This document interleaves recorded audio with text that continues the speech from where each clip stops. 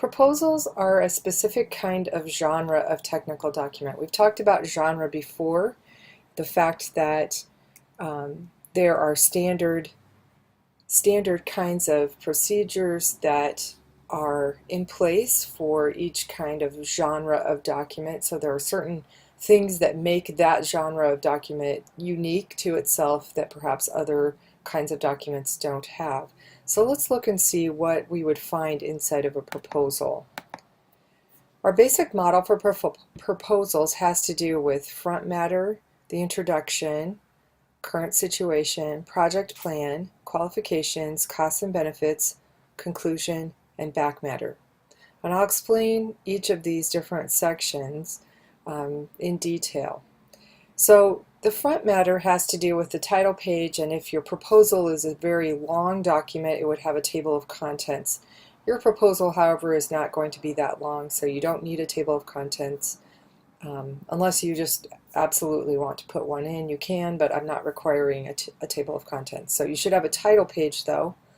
And then after the title page, you would move into the introduction. And there's some specific moves that happen in the introduction, and I'll address those in just a minute or so here. Then we would move into the body of the proposal. So each of these purple blocks represent part of the body of the proposal, and they're each subsections of the body. So we have a subsection that would discuss and describe the current situation. We would have another subsection that is the actual project plan itself, a qualification section, and a cost and benefits section. And anywhere in the body, so anywhere within these purple blocks, you could include graphics such as pictures, tables, graphs, Gantt charts. Those can be used throughout the entire body of the proposal. After you've finished talking about the costs and benefits of your proposal, then you would move into the conclusion. Again, the conclusion, like the introduction, has some specific moves that happen within it. And then finally, the back matter. Back matter has to do with additional information that you may want to share with the reader, but you don't want to insert directly into the proposal, the body of the proposal itself. And so the back matter then could be organized by way of using appendices. So, and you're probably familiar with that from other kinds of documents that you've worked with, but putting additional information that might be helpful to the reader, but not necessary within the body itself, you can have in an appendices at the back. And again, your proposal isn't as involved or as long as some can be, and so I don't really anticipate that you would need to have any kind of back matter. However, if you find that you do have some extra information you want to include and you want to make an appendices, you can do that, and that's no problem.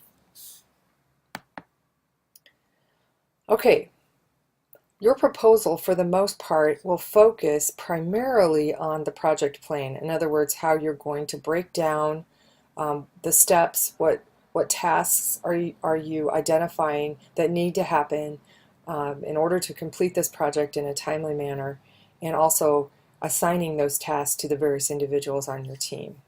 Okay, so let's look at each one of the different sections. I'll explain the different moves that happen within them.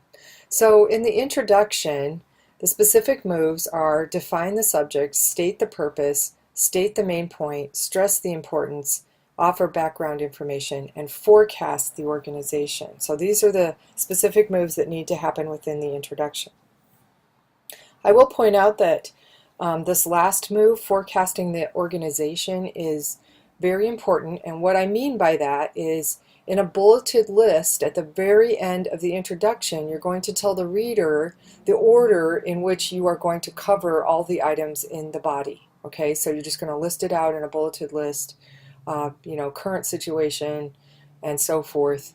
You're going to list those down. So it works in a way, if you have ever given a speech where the instructor asks that you have a thesis statement and then a preview statement, and the preview statement, of course, previews the main points that you're going to cover in the speech. Forecasting the organization of the proposal works like that preview statement. It previews or it forecasts for the reader what's going to come next and the order in which you will discuss it. Okay, moving into the body of the proposal. The first section is to describe the current situation. So define and describe the problem, discuss the causes of the problem, and then discuss the effects of the problem if nothing is done. After that, you would move into your project plan. And here you would want to identify what your solution is for 3M's GLP. You want to state your objectives for this plan, and then describe the plan's major and minor steps along with the personnel who are going to complete these steps. And not only will you have verbal description of this, but you should put in a chart using either a Gantt chart, or you can create a simple bar chart in Excel to show how and when the various steps of the project will be completed and who will be completing them. Okay, so you do need this visual or this graphic in the project plan to demonstrate or to show your best projection as to how and when and who will be completing the steps of the project. The next section of the body is to describe qualifications, and here you would have a description of the personnel, so the people on your team, description of not only 3M as an organization, but you'll also be describing your involvement in Aerosoft and the Aerosoft company and the ethos that it brings to the project. And then you can mention any kind of previous experience that you have had as a team working on projects. Now, the qualification section is really the primary section where you can, for this particular project, make things up about yourself. So we're pretending as if you are degreed professionals who have been out in the field working for some time. Obviously, in a true proposal or a real proposal, you wouldn't make anything up. You could only put the actual credentials that you and your team members had and the actual projects that you have worked on. So for this particular project, we just have to pretend a little bit for the qualifications. So have a little bit of fun with that. The next part of the body is to sort of wrap up the major part of the proposal, the body of the proposal, with a cost benefits section. So you want to make an obvious transition to the cost benefits, state the costs of the project. Remember, costs can be more than just monetary, okay? So you can have monetary costs, but there may be other kinds of costs as well, human related kinds of costs that you might want to bring in. So summarize the benefits then after you've talked about the costs. Summarize the benefits of the project, briefly describe the future, and then thank the readers and offer contact information again one more time, even though you may have placed it elsewhere in the document. Obviously, just like all the other documents that you've been working with, you want to think about layout and design and the kinds of graphics that you're including, and also your page design. And that is one of the reasons why I have you read Chapter 17 again for this unit. So consider those elements of contrast, repetition, alignment, proximity, your use of typography and white space, use of color, all of these factors that will either help or hinder the readability of the document. So pay attention to those things. I'll be looking at those things as well, along with the content inside the document. And then also be considering, even now, the differences between print and web versions of documents. So there are some things that you can do in a print version that sometimes don't translate very well to the web, and vice versa. And so you want to consider that as well. Okay, I'm going to wrap up this screencast then by going to the project plan proposal directions page that is housed there on Moodle in Unit 10. And it's going to sound very similar to the PowerPoint that I've just covered. That's because I've taken the information from the PowerPoint and I've laid it into a format here for you to follow so that you know exactly how much and where you should place items in your proposal. So remember, you're going to create this project plan. You want to use the proposal genre. If you can't remember how that genre looks or how it operates, you can go back to Chapter 8 and review over that. And remember that your proposal has to do with completing the revision of 3M's Guide to Lab Practices. You're going to create two versions. You're going to have a print version and a web version. Okay, so the first part of your proposal should be a title page, And on that title page then you should have the title of the proposal. So title, the actual proposal's name, whatever you decide to title it as, and then a subtitle which says a proposal to, and then you would insert after that your condensed objective. So in the body of the proposal itself, you lay out the objective, what you're wanting to accomplish, and